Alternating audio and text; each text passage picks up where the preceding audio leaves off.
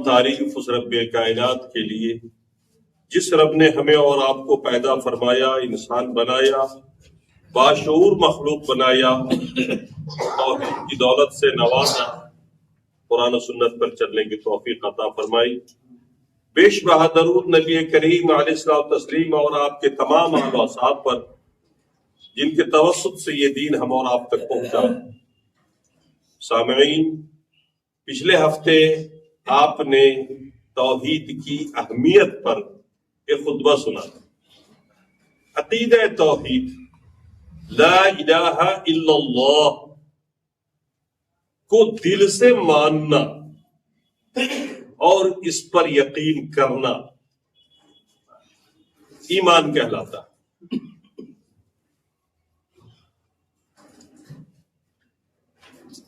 اللہ کے رسول صلی اللہ تعالی علیہ وسلم نے فرمایا، من مات وہو یعلم، جو آدمی اس حال میں مر جائے کہ وہ یقین کر رہا تھا لا الہ الا اللہ کا، کہ اللہ کے سوا کوئی عبادت کے لائق نہیں ہے، اس حال میں مرا کہ اس کا یہ عقیدہ تھا،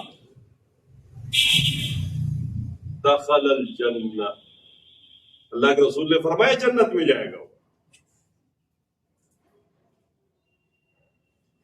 یہ لا الہ الا اللہ کا عقیدہ آج بھی ہم توحید کی اہمیت کو بتائیں گے۔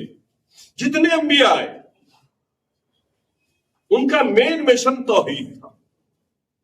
قرآن میں فرمایا اللہ نے، وَلَقَدْ بَعَثْنَا فِي كُلِّ أُمَّةٍ رَسُولًا أَنِ اعْبُدُوا اللَّهَ وَاجْتَنِبُوا الطَّاغُوتَ، ہر امت میں ایک رسول ہم نے بھیجا اور صرف اس کام کے لیے بھیجا کہ وہ اس بات کی دعوت دے کہ اللہ کے سوا کوئی بھی عبادت کے لائق نہیں۔ وَاجْتَنِبُوا الطَّاغُوتَ، اور شیطان سے بچیں، اس کے بہکاوے سے بچیں۔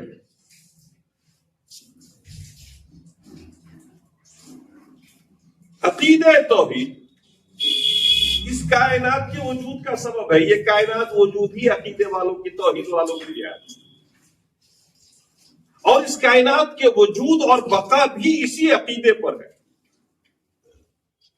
یہ کائنات اسی وقت تک باقی رہے گی، یہ دنیا اسی وقت تک باقی رہے گی اور قائم رہے گی جب تک اس دنیا میں لا الہ الا اللہ کے ماننے والے۔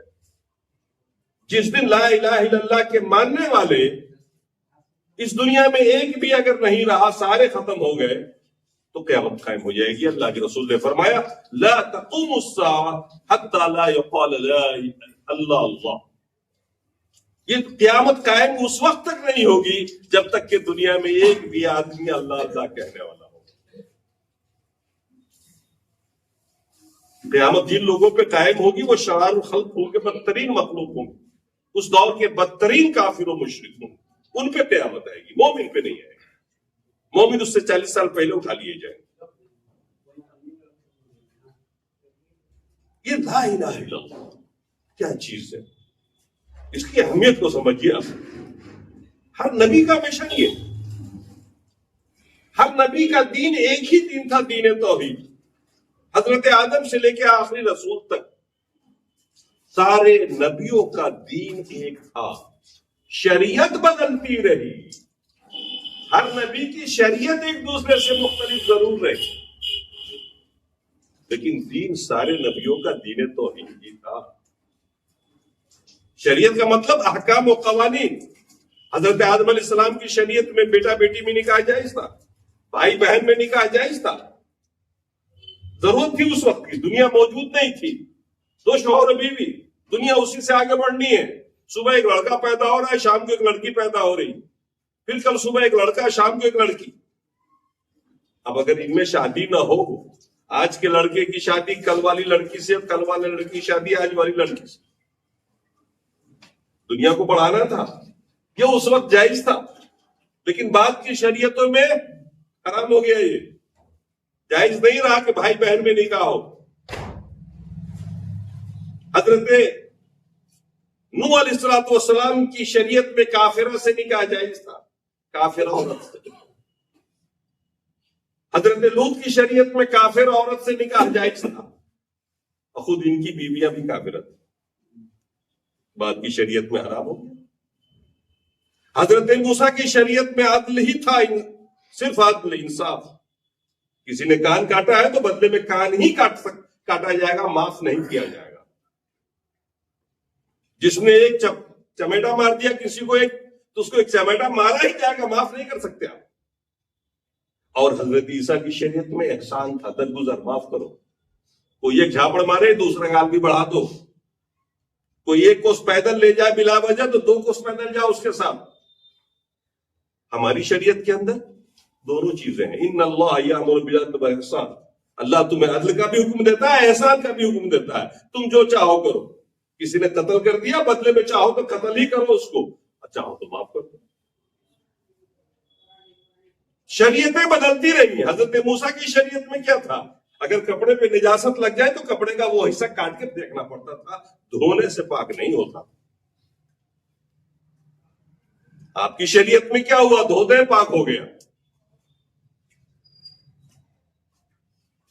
اللہ کے رسول کی جو شریعت ہے دین اسلام، اس میں پوری روئے زمین پر آپ نماز پڑھ سکتے ہیں، جبکہ دیگر شریعتوں میں ان کی عبادت خانے میں ہی نماز ہوتی. اس شریعت کے اندر آپ مٹی سے پاکی حاصل کر سکتے ہیں. اگر پانی نہ ہو تو تیمم کر کے نماز پڑھ سکتے ہیں، تیمم کر کے آپ غسل بھی کر سکتے ہیں. دیگر شریعت میں نہیں رہی فیسلٹی. تو شریعتیں نبیوں کی بدلتی رہیں، دین ایک ہی رہا، دین توحید. اہمیت سمجھیے توحید کی. توحید کیا چیز؟ اور تعجب ہوگا آپ کو یہ جان کر، کسی نبی نے اپنی پوری زندگی میں شرک کو ایک لمحہ کے لیے برداشت نہیں کیا. شراب کو برداشت کر لیا، لوگ پیتے تھے، نہیں روکا، یوں ہی سمجھا دیا اخلاقاً. لوگ جھوٹ بولتے تھے، سزا نہیں آئی تھی اس کے لیے. چوریاں ہوتی تھیں، ڈکیتیاں ہوتی تھیں، سزا نہیں آئی تھی اس کے لیے، اخلاقاً روکا جاتا تھا. ساری بدتمیزیاں ہوتی تھیں، نبیوں نے سمجھوتا کر لیا. لیکن توحید کو کبھی، شرک کو کبھی برداشت نہیں کیا، 1 منٹ کے لیے برداشت نہیں. توحید کی اہمیت سمجھیے. اللہ کے رسول صلی اللہ علیہ وسلم کو کل مدت نبوت جو ملی 23 سال کی ملی ہے. 13 سال آپ نے مکے میں گزارے، 10 سال مدینے میں. پوری شریعت کہاں اتری ہے؟ مدینے میں. پوری شریعت مدینے میں. پورے 13 سال توحید کے پرچار. مکے میں اللہ کے رسول نے ہر گناہ کو گوارا کر لیا، برداشت کر لیا. سارے لوگ شراب پیتے تھے، اللہ کے رسول نے کبھی اس کے لیے لڑائی نہیں لڑی، مدعا نہیں بنایا اپنے دعوت کا. لوگ جھوٹ بھی بولتے تھے، بے ایمانی شیطانی بھی کرتے تھے، سب کچھ کرتے تھے، برداشت نہیں کیے، برداشت کر لیا. مگر شرک کو 1 منٹ کے لیے برداشت نہیں. کیوں؟ توحید کی اہمیت. اللہ کے رسول کو دولت کا لالچ دیا گیا، بادشاہ بنانے کا لالچ دیا گیا، سرداری پیش کی گئی. مشرکین نے آپ کو آپ کے مشن سے ہٹانے کے لیے بادشاہت کی پیشکش کی. ہم آپ کو بادشاہ بنا لیتے ہیں، ہمارے شرک کو چھوڑ دیجیے، بدعت، اپنی توحید کو چھوڑیے، ہمارے شرک سمجھوتا کر لیجیے. سرداری پیش کی گئی، قبیلے کا سردار بنا دیتے ہیں، آپ کی اجازت کے بغیر کوئی فیصلہ نہیں ہو سکتا. ہر چیز پیش کر دی گئی. اللہ کے رسول نے 1 سیکنڈ کے لیے بھی شرک کو برداشت نہیں. یہاں تک کہ سمجھوتے کو اتر آئے مشرکی. وہ چاہتے تھے کہ شرک کسی طرح سے تھوڑا بہت قائم رہ جائے. آپ توحید پہ رہیں، ہم شرک پہ رہیں، اور 1 سال کے لیے آپ ہمارے معبود کی عبادت کر لیں، اور ہم سب 1 سال کے لیے آپ کے معبود کی عبادت کر لیتے ہیں، شرک کو چھوڑ دیں گے 1 سال کے لیے. اتنا نیچے آ گئے وہ سمجھوتے پر اللہ کے رسول کے ساتھ. اللہ تبارک و تعالیٰ نے قرآن میں آیت نازل فرمائی، وَدُّوا لَوْ تُدْهِنُوا فَيُدْهِنُونَ. یہ مکے والے تو چاہتے ہی کہ آپ ڈھیلے پڑ جائیں، تاکہ یہ لوگ بھی، یہ تو ڈھیلے ہیں ہی، یہ تو چاہ ہی رہے ہیں کہ 1 سال ہمارا شرک چلے اس مارکیٹ میں، 1 سال آپ کا توحید چلے. اللہ کے رسول نے برداشت نہیں کیا. قرآن کی آیت نازل ہو گئی، قُلْ يَا أَيُّهَا الْكَافِرُونَ لَا أَعْبُدُ مَا تَعْبُدُونَ. میں ان بتوں کی عبادت کبھی بھی نہیں کر سکتا جس کی تم کر رہے ہو. وَلَا أَنْتُمْ عَابِدُونَ مَا أَعْبُدُ. اور نہ تم اس رب کی عبادت کرنے کو تیار ہو شرک چھوڑ کر کے جس کو تم کر رہے ہو۔ اور ہم مسلمان تو کسی بھی حال میں کریں گے ہی نہیں شرک، توحید پہ قائم ہے۔ ہر نبی کی دعوت کا مزاج توحید، شروعات توحید، اختتام توحید۔ ایسا نہیں کہ مدینے میں توحید کی دعوت نہیں ہوئی، مکے میں تو بنیادی چیز توحید ہی رہی، مدینے میں بھی یہ سب کچھ چلتا رہا، لیکن ساتھ میں نماز تو مکے میں لاسٹ والے سال میں آئی تھی، روزہ وہاں فرض ہوا، حج وہاں فرض ہوا، زکوٰۃ وہاں فرض ہوا، شراب وہاں حرام ہوئی، پوری شریعت مدینے میں۔ آپ اس سے اندازہ لگائیے توحید کیا چیز اور کتنی اہمیت ہے توحید کی اللہ کی نگاہ۔ یہی وجہ ہے کہ جو آدمی اپنے اندر عقیدہ توحید کو مضبوطی سے قائم کرے گا، رکھے گا، اس پہ چلے گا، اللہ تبارک و تعالیٰ نے، اللہ کے رسول نے فرمایا جنت میں جائے گا، بشرطے کہ اس عقیدے پہ مرے وہ۔ توحید کیا ہے؟ خشک موضوع ہے، میں یہ سمجھانا چاہتا ہوں کہ آپ توحید کو سمجھیں۔ اللہ ایک ہے، اللہ ایک ہے۔ کس چیز میں وہ ایک ہے؟ ہم بولتے ہیں اللہ ایک ہے، ہم مانتے ہیں اللہ ایک ہے، کس چیز میں وہ ایک ہے؟ توحید کی 3 قسمیں، توحید ربوبیت، توحید الوہیت، توحید اسماء و صفات۔ آپ اس کو سمجھ لیں گے نا، پکے مومن ہو جائیں گے۔ دعوت کا یہ مزاج قطعی نہیں جو آپ کے ہندوستان میں ہے کہ بھائی چلو نماز کے لیے آؤ، نماز پڑھ لو، آؤ نماز پڑھ لو۔ ارے بھائی آدمی گلے میں تعویذ لٹک رہا ہے، آپ اس کو نماز پڑھوا رہے ہیں نا، کیا فائدہ ہوگا اس کو؟ وہ شرک تو پہلے سے کر رہا ہے، اس کے پاس ایمان ہے نہیں، اس کی عبادت قبول ہو جائے گی؟ ابھی پچھلا خطبہ آپ نے سنا تھا، حضرت عمر بن عاص رضی اللہ تعالیٰ عنہ کہ والد نے 100 اونٹ کی قربان کرنے کی منت مانی تھی، 50 ان کے بھائی شام نے کر بھی دیا اپنے حصے کا، 50 ان کو کرنا تھا، مسلمان ہو گئے تھے۔ اللہ کے رسول سے جا کے مسئلہ پوچھا ابا تمہارے کس حال میں مرے؟ کہا کفر پہ۔ کہا کیا فائدہ ہوگا پھر اس نیکی کا، کیا فائدہ؟ دوسری دلیل بھی میں نے سمجھائی تھی، اللہ کے رسول اپنے چچا کے لیے دعائیں مغفرت کا وعدہ کر کے اٹھ رہے ہیں، لا استغفرن لک ما لم انهن، چچا جان مر رہا ہے، مریے آپ، ہم آپ کے لیے دعائیں مغفرت کرتے ہی رہیں گے۔ اللہ نے فوراً آیت نازل کر دی، ما کان للنبی والذین آمنوا، نہ نبی کے لیے جائز نہ کسی مومن کے لیے جائز کہ اپنے قریبی رشتہ دار کے لیے بھی دعائیں مغفرت کرے اگر وہ شرک پہ مرتا ہے۔ معلوم کیا ہوا؟ توحید ہے تو آپ کا عمل قبول ہے، توحید نہیں تو سب بیکار ہے، نماز بیکار ہے۔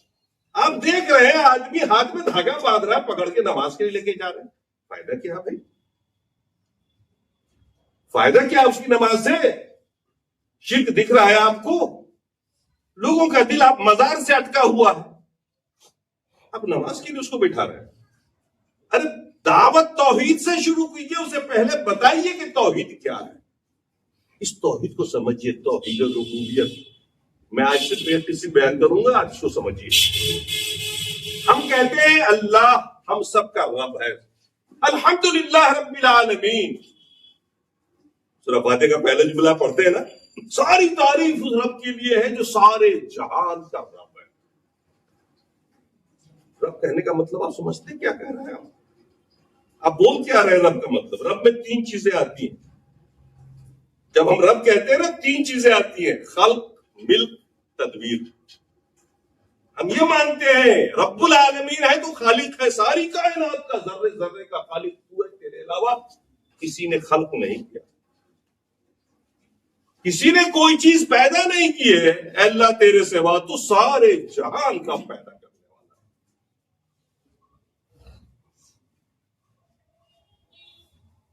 نئے دور کے جو بچے ہیں ان کے دل میں خیال آتا ہے موٹر سائیکل، ہوائی جہاز، ٹرین، یہ چیزیں لوگ بنا رہے ہیں نا، یہ بھی تو خلق ہے نا۔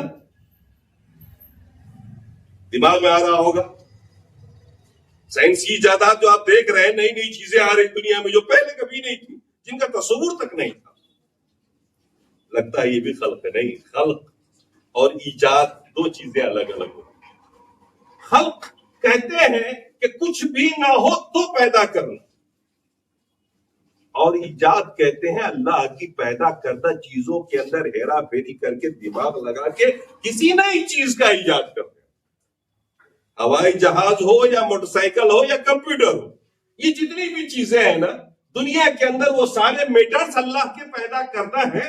آپ نے پڑھا لکھا، دماغ لگایا، ان کو جوڑا، مشینری بنایا. یہ ایجاد ہے، اختراع ہے، آوشکار ہے. یہ خلق نہیں. خلق یہ ہے کہ آپ تو کچھ بھی نہیں تھے. ایک بوند، ایک قطرہ ناپاک تیار ہوا آپ کے ابا کے جسم میں، ہمارے ابا کے جسم میں، ہماری ماں کے میں رحم تک منتقل ہوا اور ہم پیدا ہو گئے. آپ پیدا ہو گئے. یہ خلق، یہ دنیا نہیں تھی، آسمان نہیں، زمین نہیں، کچھ نہیں، ہوا نہیں، اللہ نے پیدا کر دیا. یہ خلق ہے. ہم جب کہتے ہیں الحمدللہ رب العالمین، سارے جہان کا رب ہے، تو ہم یہ مانتے ہیں کہ سارے جہان کا وہ خالق ہے. اور جو خالق ہوگا تو پھر رازق کوئی اور ہوگا کہ بچے آپ کے ہوں اور کھلانے کی چنتا کوئی اور کرے گا. رزاق بھی وہی ہے. جو خالق ہے وہی رزاق ہوتا ہے، وہی روزی دیتا ہے آپ کو، ہم کو، سارے جانوروں کو، چرندوں پرندوں کو. اس کی فکر اس رب کو ہے، آپ کو نہیں. آپ بھی اپنا کام کیجئے، کرتے جائیے، فکر مت کریے. رزاق ہوا ہے، روزی وہ دے گا. قسمت آپ کی ہے کہ آپ کو روزی میں بریانی ملے، کسی کو روٹی چٹنی مل جائے. وہ جس کی قسمت میں جو ہے وہ مل کے رہے گا، بھوکا کوئی نہیں سوئے گا. جب آپ مانتے ہیں کہ وہ خالق ہے تو آپ خود مان رہے ہیں کہ وہ رازق بھی ہے، کیونکہ جو خالق ہوگا وہی. اور دوسری چیز ملکیت، مالک ہے وہ ساری کائنات کا. ہم میں سے کوئی مالک نہیں. آپ کے پاس زمین ہے، جائیداد ہے، پیسے ہیں، آپ مالک نہیں ہیں. مالک تو اسے کہتے ہیں جس نے اس کو بنایا ہو. آپ نے بنایا کیا؟ اللہ کی دی ہوئی جسم اور اللہ کے دیے ہوئے دماغ سے محنت کر کے آپ نے دولت اگر اکٹھی کر لی ہے یا پوروجوں سے ملی ہے تو یہ آپ کی تخلیق کردہ نہیں ہے، یہ آپ کا اپنا نہیں ہے، یہ اس کا دیا ہوا ہے. آپ امین ضرور ہیں، اللہ تبارک و تعالیٰ نے بطور امانت آپ کو دے دیا ہے. تو ہم جب مانتے ہیں اللہ خالق ہے تو ہم یہ بھی مانتے ہیں کہ وہ رازق بھی ہے اور مالک بھی ہے. اگر وہ مالک نہ ہوتا تو اتنی ساری چیزیں جو دنیا میں ہمیں وہ دے رہا ہے وہ کہاں سے لا کے دیتا؟ مالک ہے جبھی تو دے رہا ہے نا، بے تحاشا دے رہا ہے. سب کو دولت دے رہا ہے، رزق دے رہا ہے، علم دے رہا ہے، سب کچھ دے رہا ہے. مالک ہے جبھی تو دے رہا ہے، جتنا چاہتا ہے اتنا دے دیتا. تو خلق اور ملک یہ دونوں چیزیں رب کے ساتھ خاص ہے، ربوبیت میں آتی ہیں. جب آپ مان لیتے ہیں کہ وہ خالق ہے تو رازق اور مالک آپ خود مان لیتے ہیں. اور تدبیر بھی اسی کی ہے. تیسری چیز آتی تدبیر، انتظام. اس پوری کائنات کا انتظام کون کرتا؟ زمین سے پانی کون نکالتا آپ کے پینے کے لیے؟ آسمان سے پانی کون برساتا ہے آپ کی فصل کے لیے؟ اور دھوپ کون نکالتا ہے؟ سورج کون نکالتا ہے؟ ڈبوتا کون ہے؟ چاند کون نکالتا ہے رات کو روشنی کے لیے؟ یہ کائنات کا جو انتظام ہے نا، یہ سب اس رب کے ہاتھ میں ہے اور یہ سب وہ رب ہی کرتا ہے. تو مدبر بھی وہی ہے، مالک بھی وہی ہے اور خالق بھی وہی ہے. اور اس کے لیے دلیل قرآن کے اندر ہے. اللہ نے فرمایا الا لہ الخلق والامر. سنو، یہ ساری دنیا جو ہے وہ اللہ کی مخلوق ہے اور ساری دنیا پر اللہ کی حکومت ہے. سورہ فاتحہ پڑھتے ہیں نا، مالک یوم الدین، روز جزا کا وہ مالک ہے. اس بھاری دن کا بھی مالک ہے، پوری دنیا کا، پوری زندگی کا مالک ہے. پوری دنیا کی تدبیر کرتا ہے. اس کے لیے آپ آیت سنتے یدبر الامر من السماء الی الارض، آسمان سے زمین تک اور جو کچھ بھی ان کے درمیان ہے سب کی تدبیر وہی کرتا ہے. ہم جب اس کو دل سے مان لیتے ہیں تو ہم رب کی ایک قسم کو مانتے ہیں کہ اللہ رب ہے. وہ اللہ رب ہے. الحمدللہ رب العالمین آپ جب بولتے ہیں تصور کیجئے ان ساری باتوں کا، کتنا مزہ آتا ہے کہ وہ آپ کا خالق ہے، آپ اس کے سامنے ہاتھ باندھے کھڑے ہیں. وہ آپ کا مالک ہے، وہ آپ کا رزاق ہے اور وہ آپ کے لیے تدبیریں کر رہا ہے. آپ کو تدبیر کرنے کی ضرورت نہیں، وہ آپ کی تدبیر کر رہا. راستے پہ چلتے ہوئے کتنی بار ایسا لگا ہوگا کہ اب آپ کا ایکسیڈنٹ ہو جائے گا، آپ مر جائیں گے، اور ایسی حالت میں بھی اللہ تعالیٰ بچا لیتا ہے. کون تدبیر کر رہا ہے؟ کون بچانے کے لیے آپ کو پہنچتا ہے وہاں؟ آپ کا رب. اسے کہتے ہیں توحید ربوبیت. اس ایک قسم کو سمجھنے کے بعد دوسری قسم کو سمجھیے اب توحید الوہیت. ہر نبی کا موضوع توحید الوہیت رہا. مشرکین مکہ نے کبھی اختلاف نہیں کیا توحید ربوبیت میں. سارے مشرکین کا عقیدہ تھا اللہ خالق ہے، رازق ہے، مالک. اور آج کا بھی کوئی غیر مسلم یہ نہیں مانتا، جن دیوی دیوتاؤں کی پوجا کرتا ہے وہ یہ نہیں مانتا ہے کہ اس نے مجھے پیدا کیا. آپ پوچھیے گا کسی بھی غیر مسلم سے، پوچھیے گا وہ آپ کا مالک ہے، آپ کا، وہ کہے گا نہیں. کہیے گا رازق ہے، وہ بھی نہیں مانے گا. کیونکہ توحید ربوبیت میں کبھی کسی نے اختلاف ہی نہیں کیا کہ رب تو سبھی مانتے ہیں وہ اللہ. اصل اختلاف توحید الوہیت میں ہے. ہر نبی کا موضوع توحید الوہیت رہا. تب سمجھے توحید الوہیت کو. توحید الوہیت کا مطلب ہوتا ہے عبادت کی ساری قسمیں ہم رب کے لیے خاص کریں اور رب کے سوا کسی کی عبادت نہ کریں. توحید الوہیت کا مطلب یہ نہیں ہے کہ آپ مان لیں اللہ عبادت کے لائق ہے. توحید الوہیت کا مطلب ہے کہ آپ یہ مانیں کہ اللہ کے سوا کوئی عبادت کے لائق نہیں، تنہا وہی عبادت کے لائق. اس باطن و نفیت ہم سارے سے عبادت کی نفی کر کے اللہ کے لیے ثابت کریں. اسی لیے کلمہ ہے لا الہ الا اللہ. لا سے شروع ہوتا ہے جس کے معنی ہوتا ہے لا الہ، کوئی معبود نہیں ہے، الا اللہ، سوائے اللہ. ایسا تو بہت لوگ مانتے ہیں کہ اللہ ایک ہے، یعنی عبادت کے لائق ہے توحید الوہیت میں، لیکن دوسرے کی بھی گنجائش ہے. مشرکین یہی تو چاہتے تھے کہ ہم اللہ کی بھی عبادت کرتے رہیں اور اپنے بتوں کی بھی کرتے رہیں. عبادت کی جتنی بھی قسمیں ہیں، عبادت نماز ہی نہیں ہے، عبادت روزہ ہی نہیں ہے، عبادت تلاوت قرآن بھی ہے. عبادت سب سے بڑی عبادت تو دعا ہے جو آپ رب سے گر گڑا کے مانگتے ہیں. جہاں بھی مانگیں، جس جگہ بھی کھڑے ہو کے مانگیں، آپ کی ساری دعاؤں کا حقدار تو وہی کہ آپ اس سے مانگیں. منت اور اس طرح کی چیزیں بہت ساری ہیں. قربانی عبادت ہے. عبادت جتنی بھی قسمیں ہو سکتی ہیں عبادت کی، جس پر اللہ تعالیٰ آپ کو نیکی کا وعدہ کرتا ہے، ثواب کی بشارت سناتا ہے، وہ سب عبادت ہے. 2 روپے بھی اللہ کی راہ میں آپ کہیں پر دیتے ہیں، کسی غریب مسکین کو، کسی محتاج کو کھلا دیتے ہیں آپ بھوکے کو، یہ عبادت ہے. اللہ تعالیٰ اس کے عوض آپ کو نیکی دیتا ہے. یہ سب عبادت ہے اور عبادت اللہ کی. اسی لیے کبھی آپ سے کوئی غیر اللہ کے نام پر 2 روپے مانگ لے، دیتے نا آج کل فقیر فقراء جو گزرتے رہتے ہیں، فلاں بزرگ کے نام پر دے دو، فلاں کے نام پر دے دو، فلاں چادر میں دے دو، ہم چڑھانے کے لیے جا رہے ہیں. آپ نے کس کی عبادت کی ہے؟ سوچیے اگر کوئی دیتا ہے خوش ہو کر کے ان بزرگوں کے نام پر، ان کے بزرگوں کے مزار کے لیے، تو کس کی عبادت کے لیے دے رہا ہے؟ ایسی بات غیر اللہ کے لیے دے رہا ہے، خوشی کو یاد. اللہ پر توکل، اللہ پر بھروسہ. جب آپ کو معلوم ہے کہ آپ کا خالق ہے، رازق وہ ہے، آپ دوسرے پر بھروسہ کیوں کیے ہوئے؟ اپنے بازوؤں میں بھروسہ کیوں کرتے تھے؟ دماغ پہ کیوں کرتے ہیں؟ آپ تو کریے، کرنے کا کام آپ کا ہے، دینے کا کام اس کا. تو یہ توحید الوہیت ہے. ہر نبی کے دور میں لوگوں نے جو شرک کیا ہے نا، وہ الوہیت میں کیا ہے، ربوبیت میں کسی نے نہیں کیا. اسی لیے کلمہ جو آیا وہ لا الہ الا اللہ کا آیا، رب والا نہیں آیا. اس کو بھی جاننا ضروری ہے کہ توحید الوہیت میں آپ سخت ہوں کہ اللہ کے سوا کبھی کسی کی عبادت جائز ہی نہیں رہی اور ہو ہی نہیں سکتی ہے. حضرت ام سلمہ رضی اللہ تعالی عنہ ملک شام گئی تھیں، واپس آئی تو اللہ کے رسول سے عرض کیا، اللہ کے رسول ہم نے وہاں دیکھا تھا اس دور میں، دور کفر میں، کہ وہاں لوگ اپنے راہبوں کو اور اپنے پیروں کو سجدہ کرتے تھے. آپ اس کے حقدار ہیں کہ لوگ آپ کو سجدہ کریں. عقیدت کیوں؟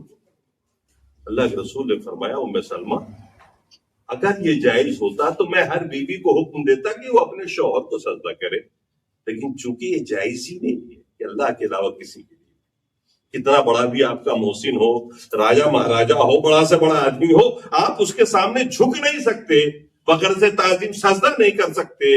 عبادت کا سجدہ تو تصور ہی نہیں ہے. تو کہنے کا مطلب یہ ہے کہ عبادت، آپ اس بات کو مانیں دل سے، لا الہ الا اللہ کا مطلب عبادت کے سوا کوئی ہے ہی نہیں سوائے اللہ. لا معبود بحق الا اللہ. لا الہ الا اللہ کا ترجمہ ہے عربی میں لا معبود بحق، برحق معبود اللہ کے سوا دوسرا کوئی ہو ہی نہیں سکتا، ہے ہی نہیں. یہ عقیدہ جب آپ کا ٹھوس ہوتا ہے نا تو آپ اہل توحید کہلاتے ہیں، اہل ایمان کہلاتے ہیں، اور اسی پر بشارت ہے کہ من قال لا الہ الا اللہ، جو آدمی لا الہ الا اللہ کہے گا یعنی دل سے مانے گا، عمل سے ثابت کرے گا، زبان سے اقرار کر لے گا، دل میں مانے گا، تو اس کے لیے جنت ہے۔ اور اللہ تعالیٰ آپ سے یہ چاہتا ہے کہ آپ کی چھوٹی بڑی جتنی بھی عبادتیں ہیں وہ سب اللہ کے ساتھ خاص ہو، اور اللہ کے علاوہ کسی کے لیے سجدہ نہ کریں۔ اللہ کے رسول صلی اللہ علیہ وسلم ایک بار مسجد میں سو رہے تھے، حضرت غالباً ابو ہریرہ، راوی میں بھول رہا ہوں راوی کون ہے، وہ آئے، انہوں نے دیکھا اللہ کے رسول سو رہے ہیں، چلے گئے۔ تھوڑی دیر کے بعد آئے، دیکھا پھر بھی سو رہے ہیں، پھر تھوڑی دیر کے بعد آئے تو اللہ کے رسول اٹھ کے بیٹھے تھے، سلام کیا، مسکرا رہے ہیں۔ اللہ کے رسول نے یہی بات کہی، جو شخص اس حال میں مر جائے کہ اس نے لا الہ الا اللہ کا عقیدہ رکھا ہے اپنے دل میں، ٹھوس طریقے پہ کبھی شرک نہیں کیا، وہ جنت میں جائے گا۔ ابو ذر غفاری سے روایت، یہ حدیث ابو ذر غفاری سے روایت، ان کو بڑا تعجب ہوا صحابی کو کہ اس عقیدے پہ مرے تو جنت میں جائے گا۔ اس دور کو سامنے رکھتے ہوئے، اس ماحول کو سامنے رکھتے ہوئے انہوں نے کہا، پوچھا وَإِن زَنَا وَإِن سَرَقَ یا رسول اللہ، اگرچہ اس آدمی نے زنا کیا ہو، اگرچہ اس آدمی نے چوری کیا ہو، پھر بھی چلے جائے گا؟ فرمایا ہاں وَإِن زَنَا وَإِن سَرَقَ، اگرچہ اس نے چوری کی ہو پہلے اور زنا کیا ہوا تو بھی جنت میں جائے گا۔ اب بھی ان کو کانوں کو یقین نہیں آیا۔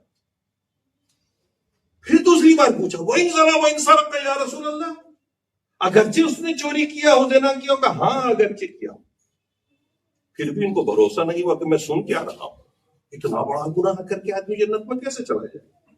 تیسری بار بڑے تعجب سے پوچھا وَإِن زَنَا وَإِن سَرَقَ یا رسول اللہ، اگرچہ اس نے چوری کیا ہو، زنا کیا ہو، فرمایا وَإِن زَنَا وَإِن سَرَقَ عَلَى رَغْمِ أَنْفِ أَبِي ذَرٍ، تیرے ناک میں مٹی گھس جائے۔ تو یہ وشواس کائے نہیں کرتا ہے میری بات، انداز ہے عربوں کا، جیسے اپنے بول دیتے نا سسرا کہا گیا، ابھی کہا نہیں مانتے میں کہہ رہا ہوں، تو عربی دستور اسی قسم کا بولنے کا۔ اللہ رغم انف ابی ذر، تیرے ناک میں مٹی پڑی، تو مان کیوں نہیں رہا؟ مطلب بڑے بڑے گناہ بھی اگر اس نے پہلے کیے تھے اور کلمہ توحید کو قبول کر لیا دل سے، مان لیا توحید الوہیت کو دل سے، اٹل اس پہ قائم رہ گیا، تو پچھلے گناہ تو ختم ہو ہی جائیں گے اس کے۔ اور اگرچہ اس نے بڑے بڑے جرائم کر رکھے ہو، بنیاد جنت میں جانے کے لیے ٹکٹ تو توحید کا نہ چاہیے، لا الہ الا اللہ کا چاہیے۔